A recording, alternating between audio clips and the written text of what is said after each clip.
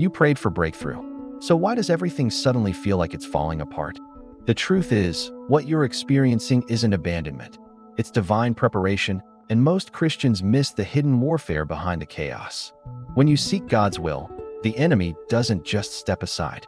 He fights harder, because he knows what's on the line. And James 4 verse 7 warns that resistance comes when you draw near to God. Think about Job. His trials intensified not because God forgot him, but because his faith was being tested for a greater testimony. And the same principle applies to you. Your struggles after prayer aren't a sign of failure, but a signal that your breakthrough is being contested in the spiritual realm. Even Jesus in Gethsemane sweat blood as he prayed, because the moments before destiny are often the darkest. And if the enemy can convince you that God isn't listening, he can derail your faith before the promise manifests. Here's what's really happening. God is dismantling the old to make room for the new, and just like Joseph in the pit before the palace, what feels like destruction is actually divine repositioning.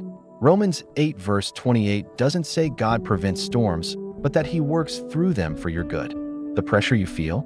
It's the birth pains of a new season, because anything ordained by God will face opposition, and the intensity of the attack is often proof of the magnitude of the blessing. That financial struggle after you prayed for provision? It's not God withholding. It's him teaching you to trust beyond the visible, like Elijah. And the widow's oil, because miracles only happen when natural resources run out. That loneliness after you prayed for godly relationships? It's not rejection. It's God isolating you to upgrade your circle, because 1 Corinthians 15 verse 33 warns that bad company corrupts, and he won't let compromise sabotage your calling. And Satan is rushing to distract you before you see the victory. The enemy wants you to believe prayer made things worse, but the shocking truth is this. The chaos is evidence that your prayer activated a spiritual shift. David praised God in advance because he knew the battle was already won. Your job isn't to understand the process, but to stand firm in the promise. Because Hebrews 10 verse 23 says God is faithful even when the journey feels impossible. Stop interpreting the struggle as absence.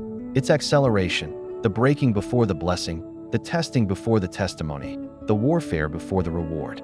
Now, here's the challenge. Will you let the temporary chaos convince you to quit, or will you press through like Jacob and refuse to let go until you see the blessing?